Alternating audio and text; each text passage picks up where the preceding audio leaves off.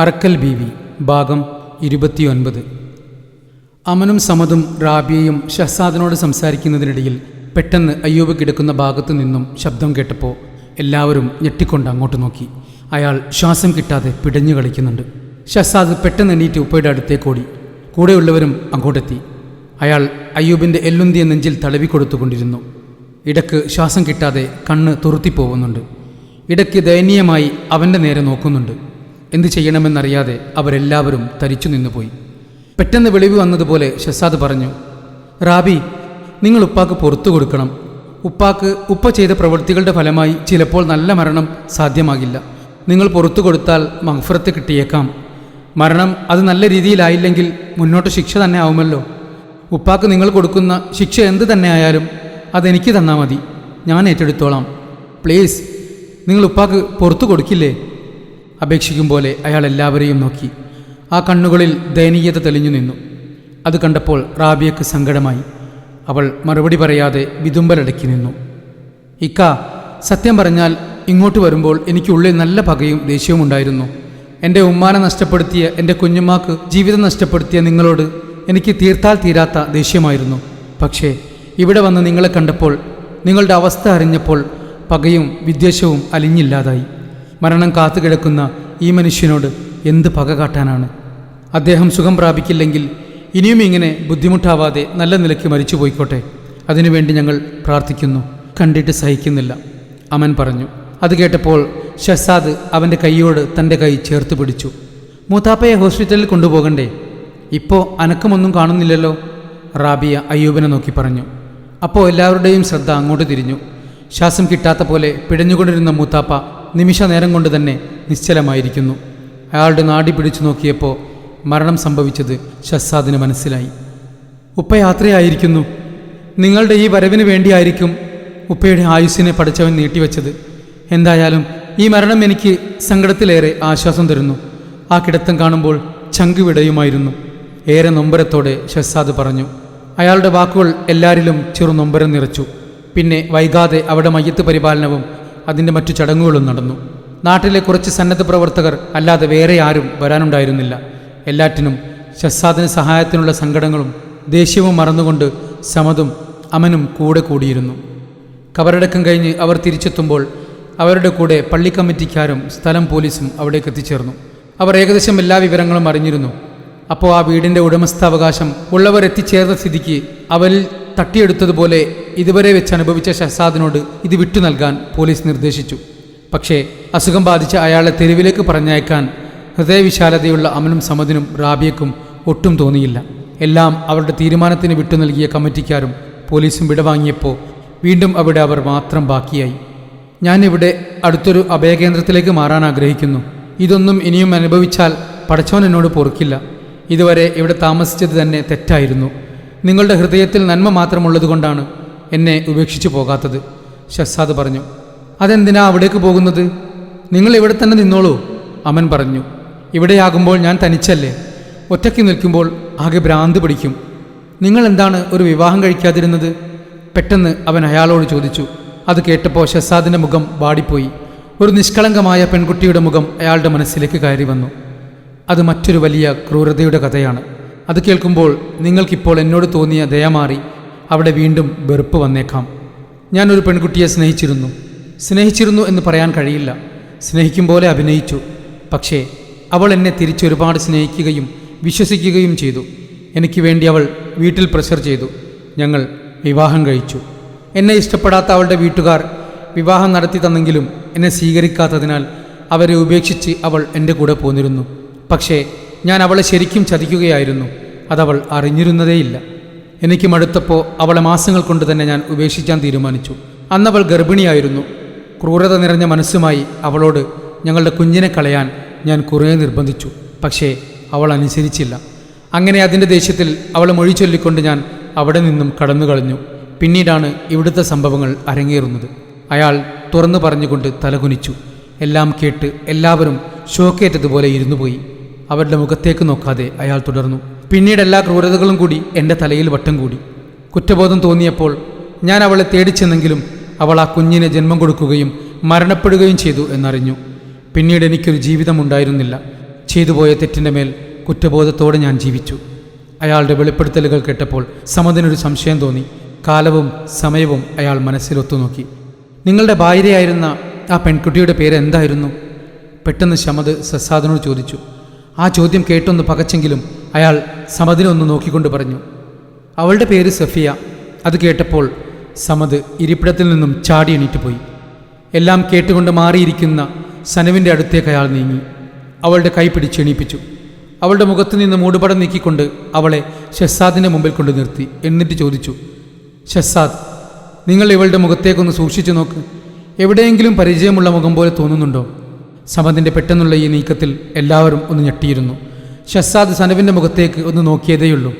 അയാളും ഇരുന്നിടത്ത് നിന്ന് ചാടി എണീറ്റു. റാബിയയുടെയും അമൻ്റെയും നെറ്റിച്ചൊളിഞ്ഞു. സനു പിന്നെ ഒരു നിസ്സംഗഭാവത്തിലാണ്. എല്ലാവരെയും ഇടയ്ക്കിടെ മാറി മാറി നോക്കുന്നുണ്ട്. സമദിൻ്റെ ആ വെളിപ്പെടുത്തൽ കൊണ്ട് എല്ലാവരിലും ഒരു സംശയമുടലെടുത്തു. ഷഹ്സാദ് വേച്ച് സനുവിൻ്റെ മുമ്പിൽ വന്നു നിന്നു. അയാളുടെ കൈകൾ അവളുടെ മുഖത്തിന് നേരെ ഉയർത്തി. ആ കൈകൾ വിറയ്ക്കുന്നുണ്ടായിരുന്നു. മോളെ, അയാൾ വിളിച്ചു. ആ സ്വരം നന്നേ ചിലമ്പിച്ചു പോയിരുന്നു. കണ്ണുകൾ നിറഞ്ഞൊഴുകുന്നുണ്ട്. നീ സഫിയയുടെ വയറ്റിൽ പിറന്ന എൻ്റെ മോളാണോ? നിന്നെ കാണാൻ എൻ്റെ സഫിയെപ്പോലെ തന്നെയുണ്ട്. അയാൾ ചോദിച്ചത് കേട്ട് സനു ഏറെ സങ്കോചത്തോടെ സമദിൻ്റെ മുഖത്തേക്കൊന്ന് നോക്കി. അയാളുടെ മുഖത്തു നിന്ന് അത് സത്യമാണെന്ന് അവൾക്ക് തോന്നി. സമദ് മുന്നോട്ട് വന്നുകൊണ്ട് എല്ലാവരെയും നോക്കിക്കൊണ്ട് പറഞ്ഞു, അതെ, ഇവൾ സഫിയെ പ്രസവിച്ച കുഞ്ഞു തന്നെയാണ്. ആ പ്രഖ്യാപനം കൊണ്ട് എല്ലാവരും ഒന്ന് ഞെട്ടി. അമനും റാബിയയും അത് വിശ്വസിക്കാനാവാതെ നിന്നുപോയി. കുറച്ചു ദിവസങ്ങൾക്ക് മുൻപ് താൻ അനാഥയാണെന്ന് പറഞ്ഞ് കരഞ്ഞു അസുഖം വരുത്തിയവൾ തൻ്റെ മകൾക്ക് തുല്യമായവൾ തന്നെയാണെന്ന സത്യം റാബിയയിൽ അപ്പോൾ സന്തോഷം നിറച്ചു. അവളുടെ കണ്ണുകൾ ആനന്ദബാഷ്പം കൊണ്ട് നിറഞ്ഞു. സനുവിനും തൻ്റെ മുമ്പിൽ നിൽക്കുന്നത് തനിക്ക് ജന്മം നൽകിയ പിതാവാണ് എന്നോർമ്മയിൽ കണ്ണുകൾ നിറഞ്ഞുപോയി. അയാൾ തന്നെ തൻ്റെ പ്രിയപ്പെട്ടവരുടെ കണ്ണുനീരിന് കാരണക്കാരനായിരുന്നു എന്നതും അവളുടെ ഉള്ളിൽ നടുക്കമുയർത്തി. അയാളെ വെറുക്കാനാവാതെ തന്നെ ഉള്ളിലൊരു പിതാവിനോടുള്ള പ്രത്യേക സ്നേഹം ഉത്ഭവിക്കുന്നത് അവൾ അറിഞ്ഞു. കുറച്ച് മിനിറ്റുകൾ അവിടെ മാകെ മൗനം പെയ്തുകൊണ്ടിരുന്നു. ഉപ്പ മകളെയും മകൾ ഉപ്പയെയും കണ്ണെടുക്കാതെ നോക്കി നിന്നു. റാബിയക്കും സമദിനും അമനും സനുവിൻ്റെ പരമ്പര തങ്ങളിലേക്ക് തന്നെ വന്നൊരു സന്തോഷം കൂടി തോന്നുന്നുണ്ടായിരുന്നു. ഇനി സനുവിൻ്റെ ഉമ്മയുടെ കുടുംബം കൂടി അറിയണം. അപ്പോൾ സഫിയയുടെ വീട്? അവൾ ഏത് തറവാട്ടിലെ പെൺകുട്ടിയാണ്?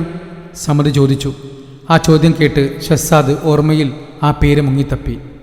എൻ്റെ ഓർമ്മ ശരിയാണെങ്കിൽ മൂഴിക്കൽ എന്ന തറവാട്ടിൽ ആണ് അവൾ ജനിച്ചതും വളർന്നതും.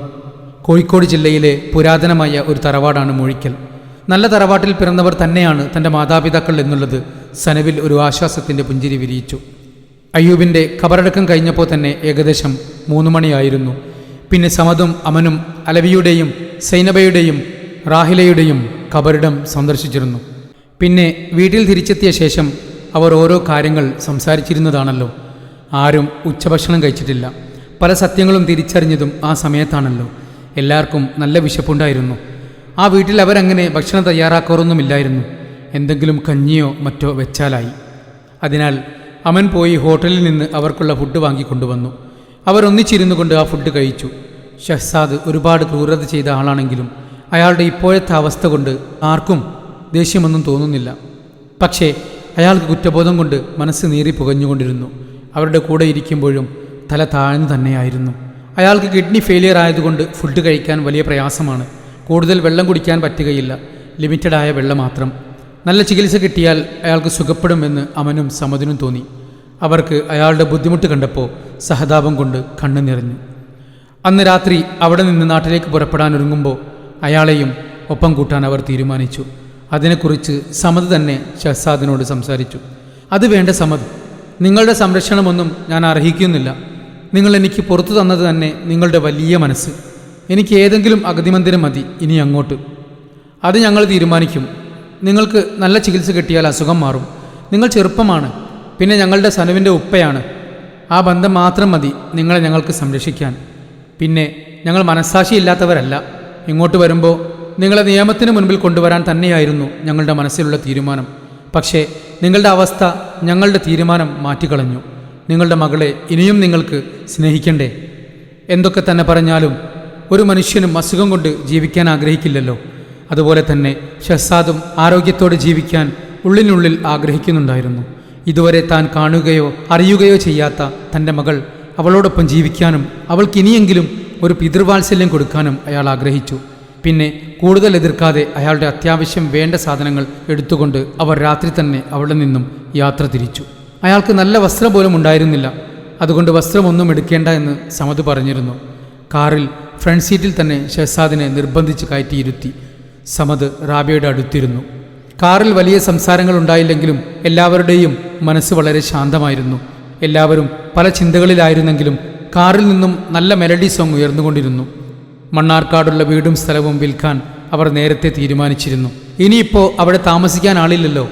ഷഹസാദിനെ മറ്റൊരു വീട് വാങ്ങിക്കൊടുത്ത് അവിടെ താമസിപ്പിക്കാനും സമദ് ഉദ്ദേശിച്ചു വെച്ചിരുന്നു. തൽക്കാലം തങ്ങളുടെ കൂടെ നിർത്തിയാൽ മതിയല്ലോ. അസുഖം മാറി വരുമ്പോൾ എന്തായാലും മറ്റൊരു വിവാഹം കഴിപ്പിക്കണം. തുണയില്ലാതെ ജീവിക്കുക എന്നത് വളരെ ബുദ്ധിമുട്ടേറിയ കാര്യമാണ്. താൻ അത് കുറേ വർഷം അനുഭവിച്ചതാണ്. തനിക്ക് കൂട്ടായി സനു എങ്കിലും ഉണ്ടായിരുന്നു. അയാൾക്ക് സനു മകളാണെന്ന് തിരിച്ചറിഞ്ഞെങ്കിലും അവൾ കൂടെ ഉണ്ടാകില്ലല്ലോ, അയാൾ ചിന്തിച്ചു. പോകുന്ന യാത്രക്കിടയിൽ തന്നെ അയാൾക്ക് നല്ല ചികിത്സ നൽകാൻ വേണ്ടി സമദ് നല്ല ഹോസ്പിറ്റലുകൾ ഗൂഗിളിൽ സെർച്ച് ചെയ്തുകൊണ്ടിരുന്നു. എത്ര പണം കൊടുത്തിട്ടാണെങ്കിലും അയാളുടെ അസുഖം മാറ്റണമെന്ന് സമദിന് വല്ലാത്ത ആഗ്രഹം തോന്നി. ഒരാൾ ചെയ്ത തെറ്റിന് കുറ്റബോധമാണല്ലോ ഏറ്റവും വലിയ ശിക്ഷ.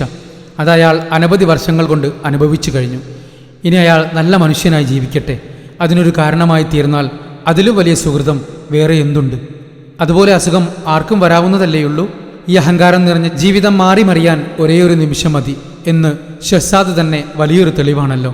സമദിൻ്റെ ചിന്തകൾ അങ്ങനെ നീണ്ടുപോയി. 2 മണിക്കൂർ കൊണ്ട് അവർ വീട്ടിൽ തിരിച്ചെത്തി. എല്ലാവരും കാറിൽ നിന്നിറങ്ങിക്കഴിഞ്ഞിട്ടും ഷഹസാദ് കാറിൽ തന്നെ ഇരുന്നു. അയാൾക്കെന്തോ അവിടെ ഇറങ്ങാൻ വല്ലാത്ത മാനസിക പ്രയാസം തോന്നുന്നുണ്ടായിരുന്നു. മകളുടെ ഉപ്പയുടെ വീടാണ്, അത് അവളുടെ വീട് തന്നെയാണല്ലോ. പിന്നെ പാപ്പയുടെ അനിയൻ്റെ മകളുടെ വീടാണ്. എന്നിരുന്നാലും എന്തോ ഒന്ന് അയാളെ പിറകോട്ട് വലിക്കുന്നുണ്ടായിരുന്നു. സമദ് അയാൾ ഇറങ്ങാത്തത് കണ്ട് സനുവിനെ കാറിൻ്റെ അടുത്തേക്ക് പറഞ്ഞയച്ചു. സനു ചെന്ന് ഡോർ തുറന്നു അയാളെ വിളിച്ചു.